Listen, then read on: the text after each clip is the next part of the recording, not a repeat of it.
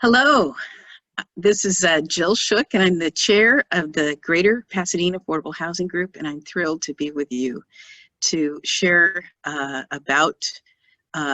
it's an orientation about our organization and ways that you can be involved. And so I have with me Morgan Tucker, and she will be also interacting with me somewhat in this orientation. It's the first of three parts of our orientation. So to get started, I'm going to share with you a PowerPoint, which is right here. And let me make sure it's on full screen. Exactly. There we go. Great. So the focus of this first orientation is looking at the problem, the focus, and how we get our work done. So if you start, we'll be looking both at the crisis in US, California, and Pasadena, then look at the needs in Pasadena specifically, who needs affordable housing, and why we should be focusing on affordable housing, and then GPAHG, the Greater Pasadena Affordable Housing Group, our vision, mission, history of successes in our platform. And then sort of the anatomy of GPAHG, who we are, what makes up our group, and how it relates to the larger organization we're connected to, which is called MHCH, or Making Housing a Community Happen. So hold on your seats, let's get started. All right. So the problem initially I want to look at, it's very severe right now in our nation, especially in California.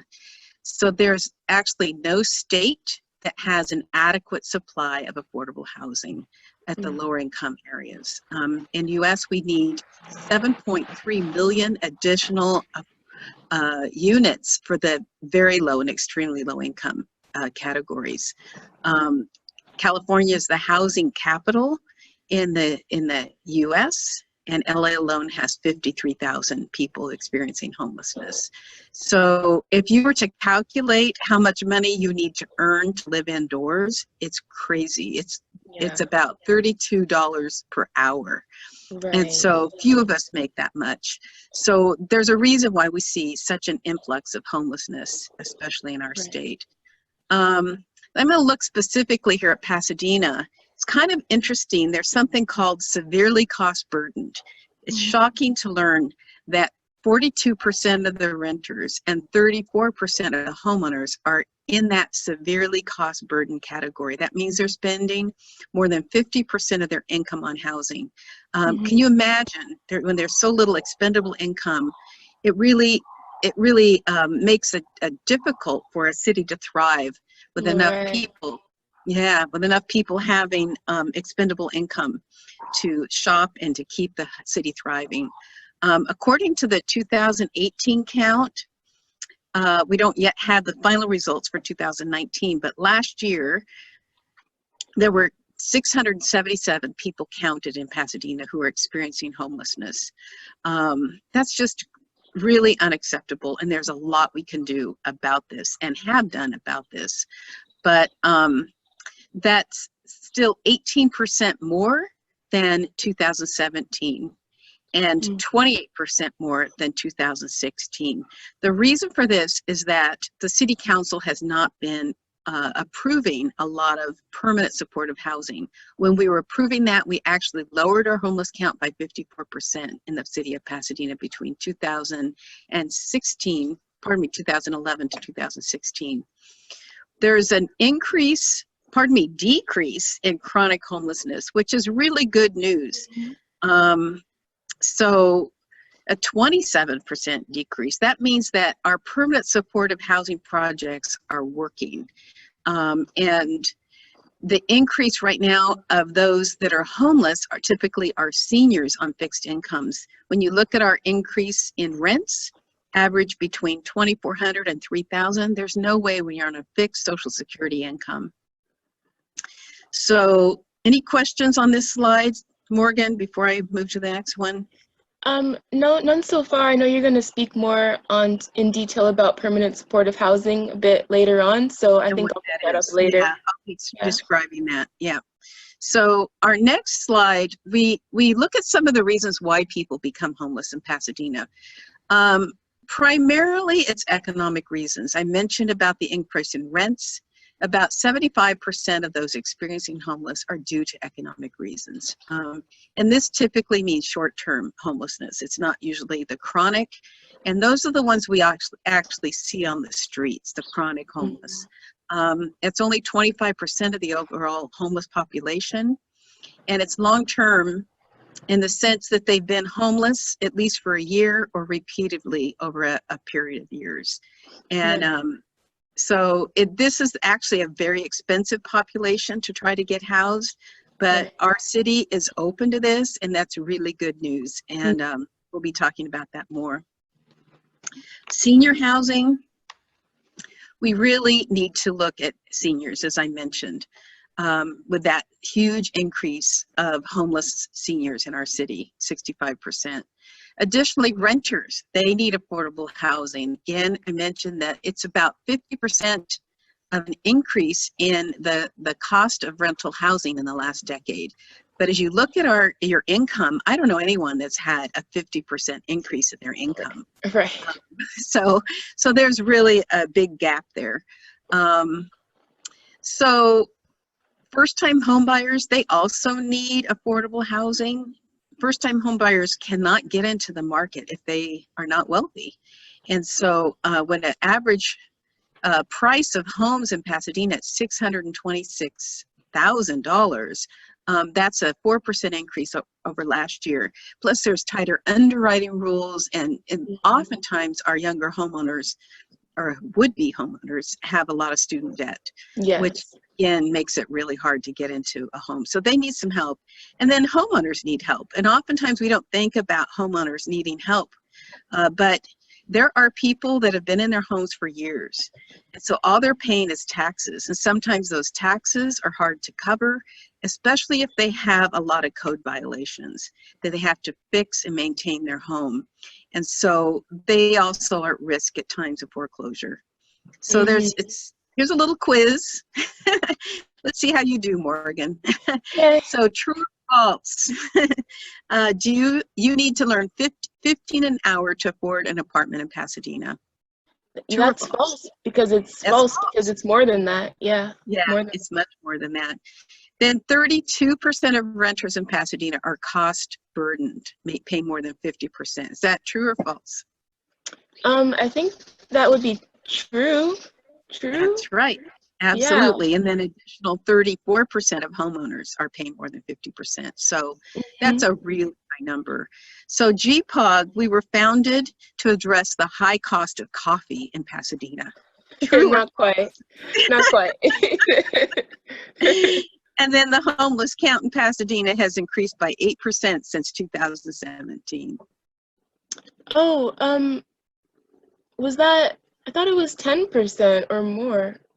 Actually, it's 18. It's 18%. It's 18, yeah, okay. I thought it was definitely higher than that. Yeah. So that's false. Then here's a multiple choice for you. Those in need of affordable housing are A, employers need affordable housing for their employees because it's hard to pay enough to cover the rising housing cost. The chronic homeless, they need affordable housing. And then city staff and teachers. So what do you think? Everyone. You got it. Every one of them. We have, I think it's close to half of our city staff in their city that can't even live in the city. Wow, that's wow. Yeah. Over 54% of our teachers don't live here, and some of them drive, a high percentage of drive over an hour to get to our town. An hour. So an hour. Yeah, it's not the way I don't think God intended us to live. But so why focus on affordable housing? There's a lot of good reasons. There's actually not one law in the country that requires affordable housing. It always happens as a result of advocacy. So if we aren't there to support affordable housing in our communities, it typically just won't get built. We can see that in adjacent cities, in San Marino, in La Cañada. There's just no advocates present that are trying to make sure it happens. With inclusionary, which we'll be briefly talking about, where a percentage of all new housing is set aside as required as to be affordable. That does require that affordable housing be built, but again, that whole policy, inclusionary, was advocated for.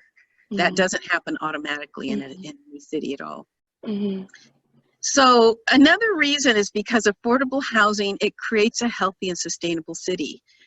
We hear one of the major complaints all over Southern California is traffic. And so when people have to drive such a long distance to be able to afford someplace to live, that's not sustainable. That's not good for the environment, and that's not good for our health. And so it's just creates a really good, healthy community when you have a good mix of incomes. The California state law requires every city plan for sufficient housing for all income levels. And so that's called the housing element. The key word is plan. They're to plan for it, but they aren't necessarily required to implement the plan. So our group is involved in helping to implement this plan so that there's housing for all people, all income levels, students, those experiencing homelessness, families, single seniors, and other special needs. And then because our group is faith rooted, we also look at the biblical understanding, which in the second presentation will be going in more depth on that. But it's really interesting that 1,250 times the Bible mentions cities. And cities are mentioned also in the context of caring for the most vulnerable. And there's consequences if they don't do that. Sometimes we don't realize that where someone lives is really a core part of biblical teaching. Most of the Bible, the people in the Bible are identified by their geography. The people of Israel, Paul of Tarsus, Jesus of Nazareth, the prophets all spoke to leaders and to cities and nations. They spoke directly to these communities and their leaders, challenging them to care for the poor and widow. So, so Jesus challenged cities to show compassion and to be an example. And he really wanted to gather all of Israel as a mother hen and really begin to help them understand what it means to be a compassionate city. And that's really what we're about.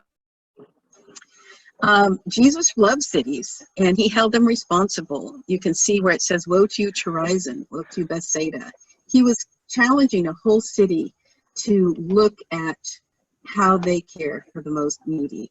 And he even compared it to Sodom and Gomorrah.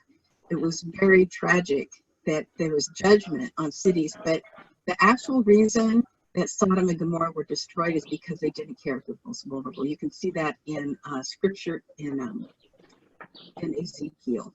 So the Bible actually, it teaches us to care for the poor. If one of your countrymen becomes poor and is unable to support himself among you, help him as you would an alien or a temporary resident so he can continue to live among you. Do not take interest of any kind from him, but fear your God so that your countrymen may continue to live among you. We have a huge displacement problem in Pasadena.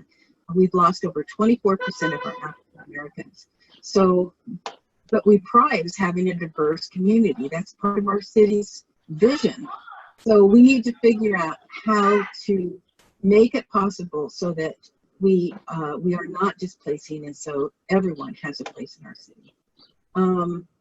So why do we do all this? It really boils down to love, whether you're a person of Christian faith or any other faith or no faith at all of us understand that we need to love. And so you can see there when we're at the city council, love your neighbor, no exceptions. And so our neighbors even mean our homeless brothers and sisters. I'm going to give you another quick quiz, Morgan. Are you ready? I'm so ready. Okay. So a healthy city has enough housing for all income levels. A, it has gated housing to protect its wealthier residents from its lower income population. B, or it is part of, a healthy city is part of God's intention. Which one do you think is true? I would say A is true, and also C is true as well. Right. Okay, good job. And so the second question, which of the following is a reason to focus on affordable housing? Because there's no greater commandment than to love, because affordable housing creates healthy, sustainable cities. The Bible teaches us to care for the poor because it minimizes traffic when when you can house folks that are close to jobs. And so, Right. yeah. So I guess Yeah. that was pretty obvious, isn't it? Yeah, all of them are compelling reasons Yeah, to all focus the on above, affordable all the housing, above. all the above. And we all have a different motivation. This is just a smattering. I'm sure if all of us listening to this this video were able to talk about why they're motivated. We could probably make pages of reasons why we're concerned about this issue. So just to give you a little bit of an overview of our organization, we have a vision, and it's essentially that all Pasadena residents have a safe, quality, accessible, and affordable housing. People are not displaced from the community, and our community is racially, ethnically, and socially diverse. That's our vision. We do this primarily through preserving affordable housing and policy and education. You can see there our mission. Whoops. Our mission is to educate, advocate, and act to provide safe, clean, affordable housing for very low, very low, and no income residents. We primarily focus on the lower income in our organization. We've been doing this for 20 years. We've been advocating for housing justice. And so we've had a lot of successes. We started off originally as Affordable Housing Action. This was started in the 90s, a grassroots effort in response to the savings and loan crisis. And then it was initially sponsored by the American Friends Service Committee, which is a program of the Quakers. Later it became PAHG, Pasadena Affordable Housing Group, and today we've expanded it to GPAHG, to the Greater Pasadena. So we're actually doing some work in some of the adjacent cities, in Alhambra, as well as in some in Temple City, but also in Monrovia. So we're very excited to see our expansion. So we've had a lot of successes. I'm going to briefly run through these. We first tried to do rent control. We failed miserably. And so we're very grateful that the Pasadena Tenants Union continues to surround that effort with promising results. We came close a year ago, and so we're hoping next year that they will see bringing rent control. Get it done. Yeah, we need it desperately. So in 2001, GPAHG played a really an important role in crafting and getting the inclusionary housing policy passed, which is basically is any developer that comes into our city, if they have 10 units or more, they have to set aside 15% of those as affordable, or they can pay a fee or build off site. So as of March 2019, we had produced over 577 units. What's so amazing, there's no cost to the city to do this. Actually, it puts money in the city's Affordable Housing Trust Fund, which has amounted to about 21 million. So that 21 million has been leveraged, and it now has produced over 690 more additional units. So this one policy has been really powerful. It's up for review, and our inclusionary housing group is now looking about how to strengthen this, and maybe even doubling that 15 up to 30 in certain very tall buildings. Let's go back. Let's see here. So in 2005 through 2006, we were able to help work with Habitat for Humanity. There was a Army Reserve site called Desiderio underneath the Colorado Street Bridge, and we were able to lead a campaign to get 9 Habitat homes approved. In 2007, we were able to expose the Pasadena Manor. It was a retirement community with 157 residents who were wrongfully evicted. And so we were able to work with a lawyer to get them relocation costs. Then you can see how we even had a gang member who came and helped us at the city council. We were getting those Habitat units. He was holding one of these signs. He'd been tagging around the community, and I said, you know, this would be a much better way to do some tagging. So it looks great. Yeah, thanks. So we have a few more successes. I think it's important that you understand our history. So bear with me. We successfully succeeded in advocating for a housing department. We did not have one in the city of Pasadena. So we were able to see that happen, and that significantly increased the production of affordable housing in our city. In 2010, as a result of our input, we were able to encourage a developer to set aside not just the 15% required, but actually go up to 20% in their 800 units they proposed, resulting in 79 units that are really completely indistinguishable from the luxury units. This is near Old Town, Old Pasadena, close to jobs, close to Metro Line. So this is really one of the best, some of the finest affordable housing development you can imagine. Close to jobs, close to public transport, so you can minimize the number of cars. They even have in there shared electric vehicles so that you don't have to have as many cars on the road. In 2012, we helped write a 21 detailed analysis of our Pasadena's housing element.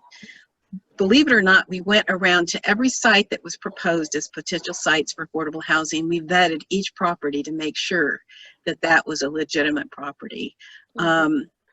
We even went to the state and we said, you know, we don't think this is adequate. We don't think you should approve it. So they sent it back to the city. We felt we needed some dates and deadlines and some of the different goals of the city so that we could hold the city accountable. Just how Jesus held city accountable. We're creating a system to allow us to then go to the city council and say, well, by 2015, you're supposed to do a study on second unit. So how can we help you accomplish that goal? So now I'm going to mention a little bit about some of our homeless efforts, but first I'm going to talk about Fuller Seminary, since there's 179 student housing units that ended up going market rate, and then today we're working with Fuller to help save 169 inclusionary units to make sure they stay permanently affordable. In 2016, we're able to stop an anti-camping ordinance, basically an ordinance that would make it illegal to be homeless. You could be put in jail if you're on the street sleeping, which we felt would be very wrong. It's actually unconstitutional. When we went to the city council, we succeeded in stopping that from happening. In 2017, we were able to win a stronger tenant protection ordinance. Up until then, there was a loophole that allowed landlords not to pay relocation costs if they would put their tenants on a month-to-month rental. So we fixed that. And then ADUs. This is when we were at the city council. Actually, this was at a planning commission. It was a very exciting evening. We even had our little second unit, you can see right there, our float. So we succeeded in lowering the property size requirement for having an ADU, an accessory dwelling unit, from 15,000 square feet down to 7,200 square feet. So that makes it possible, and anyone can convert their garage. So it's much more doable now for people. We also were able to get rid of the 20,000 impact fee and lower it to 957, which again makes it much more doable for people to build these.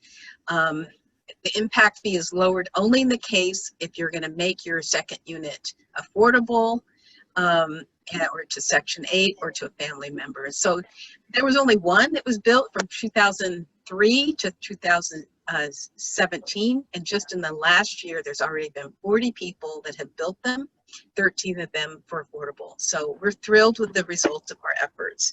Today our focus is really looking at approval of specific sites. We were able to approve at Heritage Square, which is on Fair Oaks and Orange Grove, 69 units for homeless seniors. As I mentioned, it's the fastest growing population. We're thrilled that we were able to get the city to approve this. We had over 1,000 letters that were signed by community members and church members. We slept on the site one night with religious leaders. We had 2 prayer vigils. And because we were so effective in getting this passed, the mayor proposed that they take the YWCA and make that into housing for homeless. So now that's what we're working on. So here's our platform. It's very extensive. Obviously, you can't read this, but you can find it on the website if you'd like to study more details. This keeps us on our toes.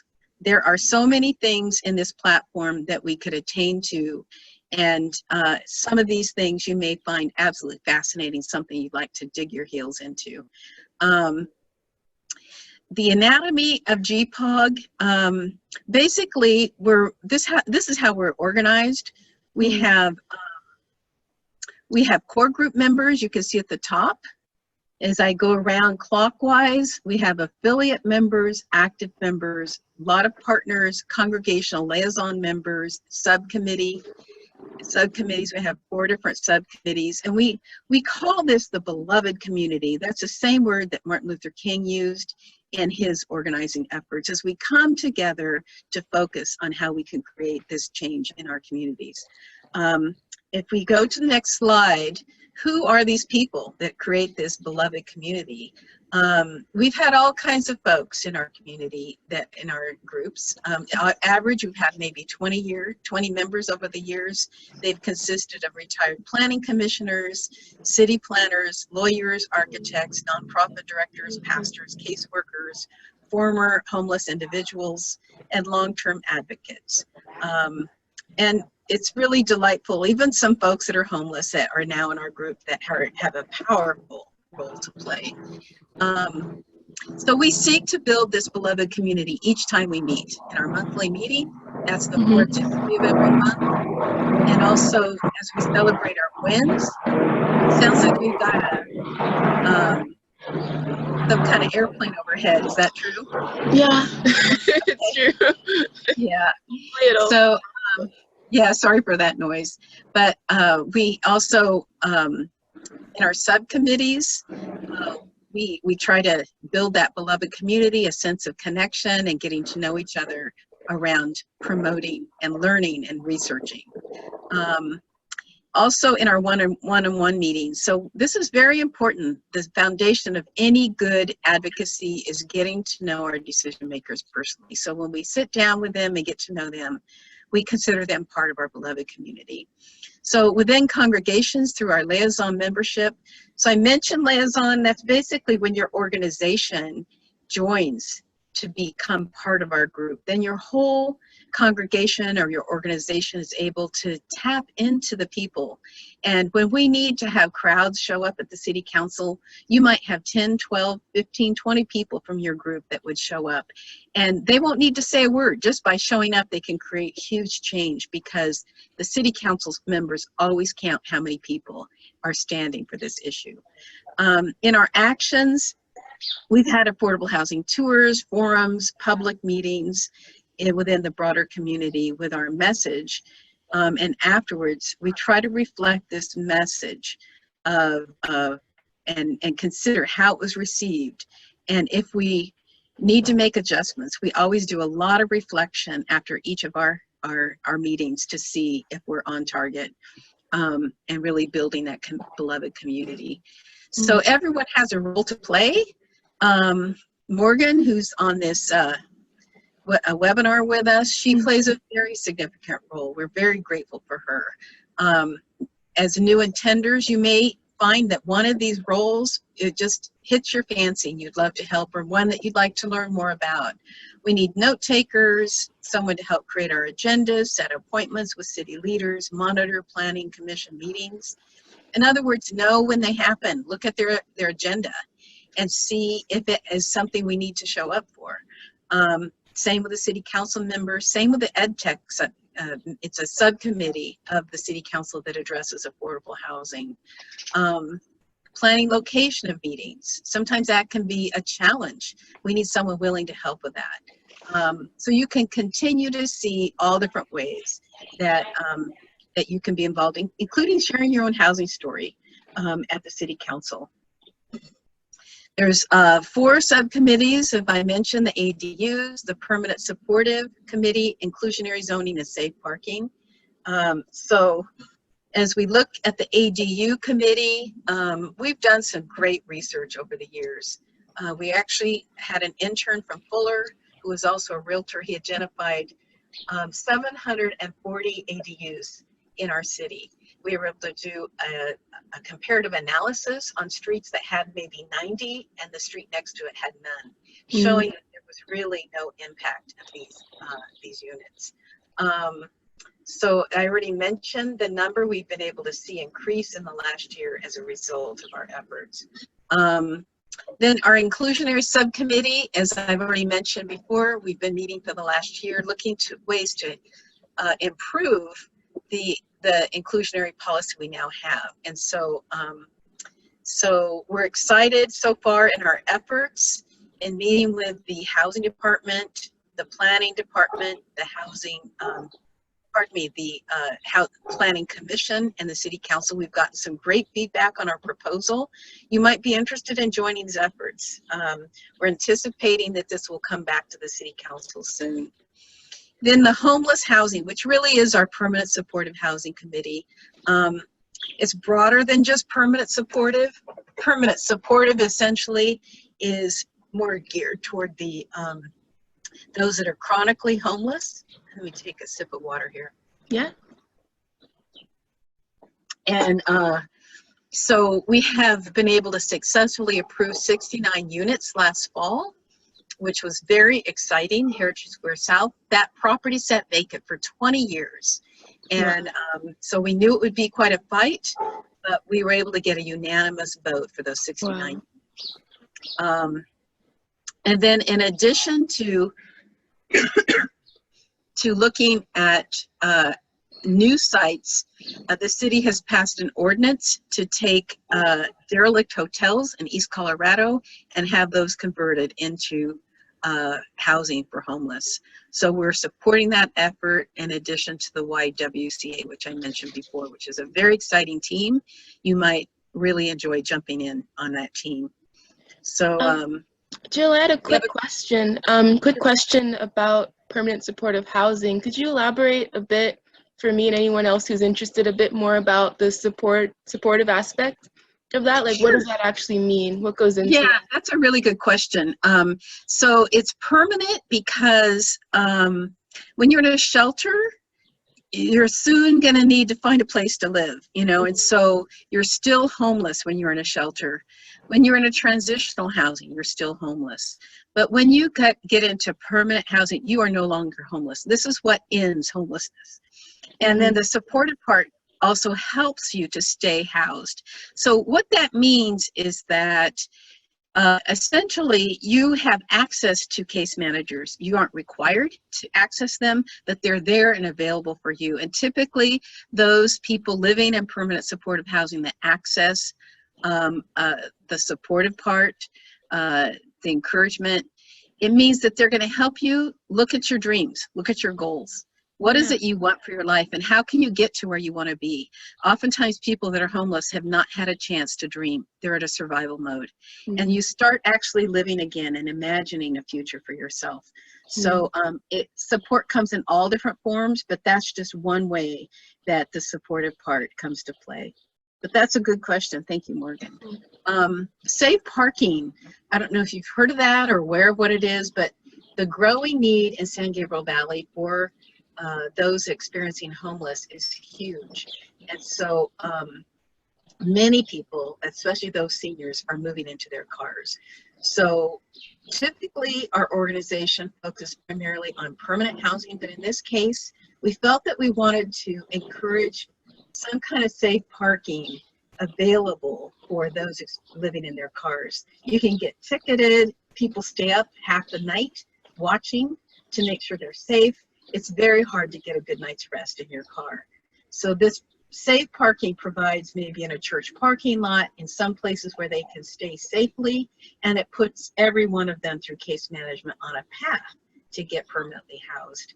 So we're excited. We identified the Foothill Unity Center that is now agreed to host this, and they're now in the process of writing a $200,000 grant with the county to see if they can get this going.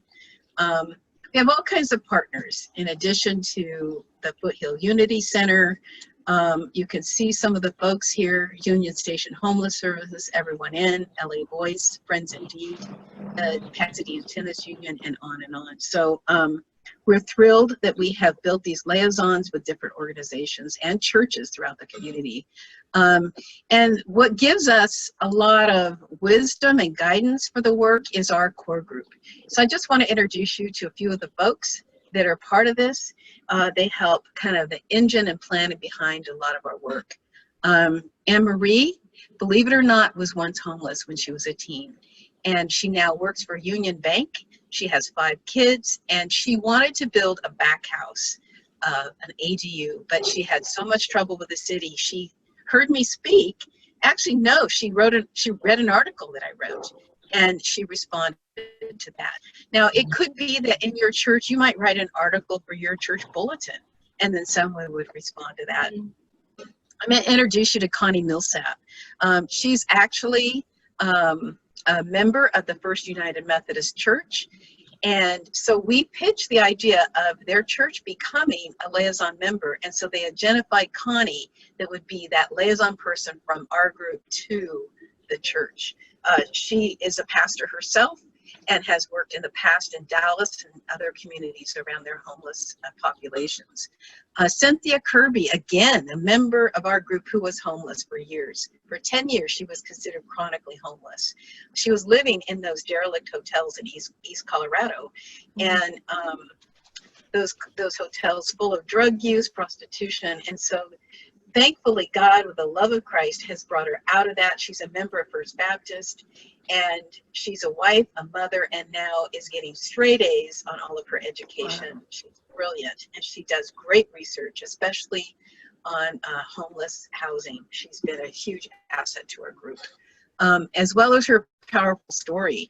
Mercy, she became involved about 3 years ago. She heard me speak at Fuller Seminary, and she got engaged with this issue. She had an uncle who died when he was homeless. It just touched her heart.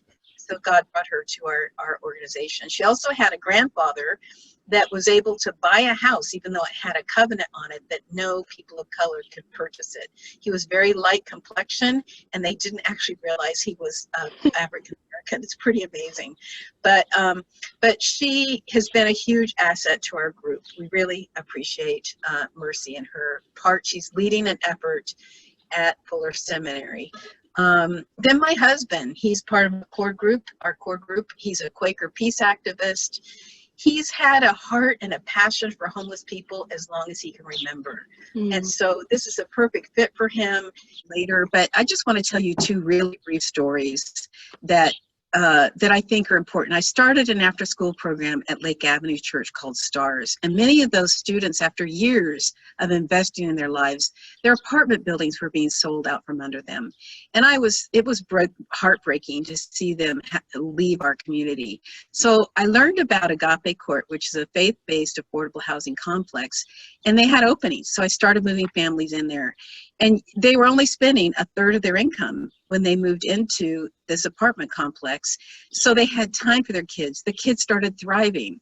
Every single one of the kids in this apartment complex ended up going to college and breaking that cycle of poverty.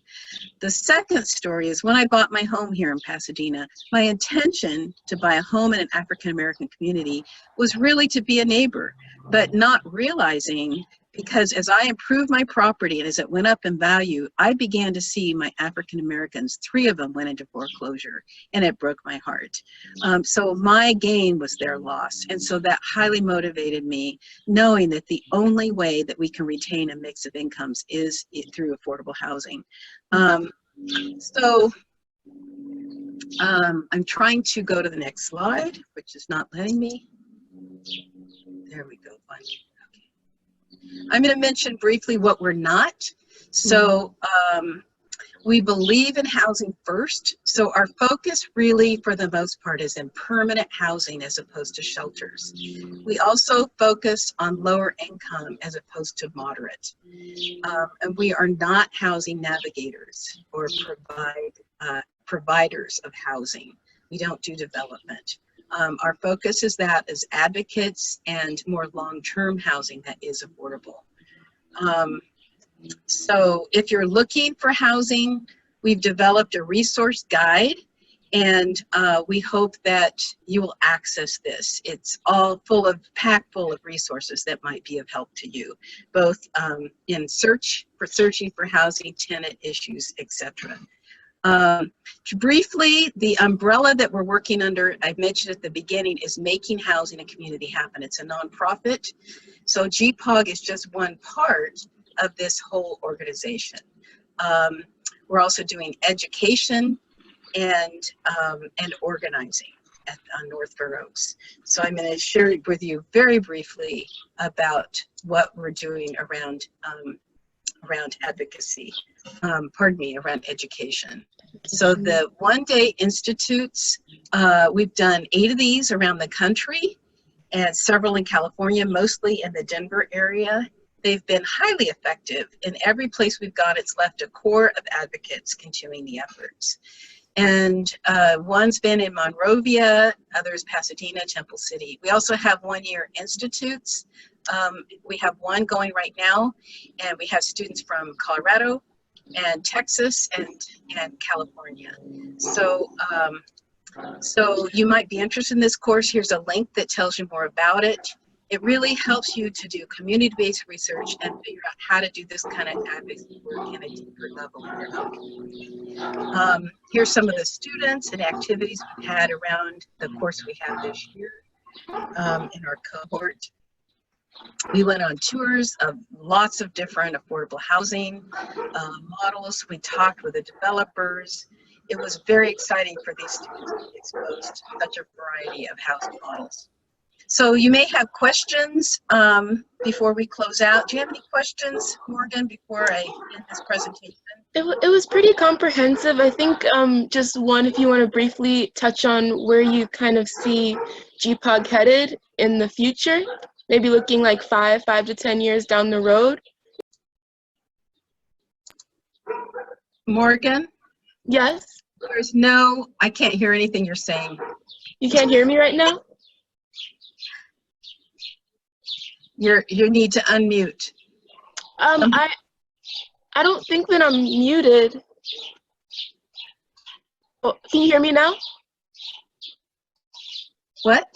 Can you hear me now? I can't hear you at all.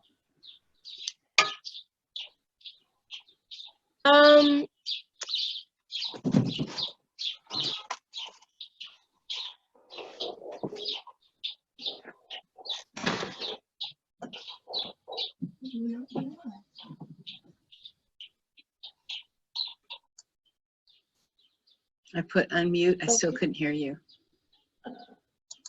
And now it's muted. So you should click unmute.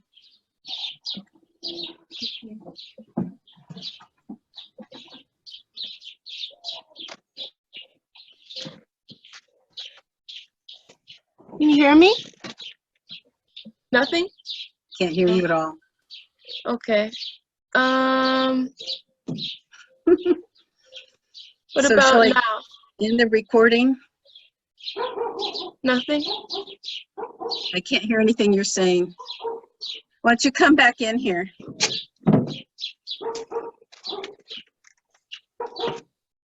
So you need to go. So if you could help me end this recording, I get nervous and I don't know quite how to end it. And then we can, if we want to add something, we can do that. Stop video, I guess. Is it still? It's still recording.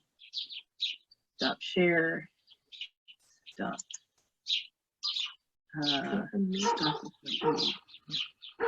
So we'll have to just get rid of that part if we want to add a question.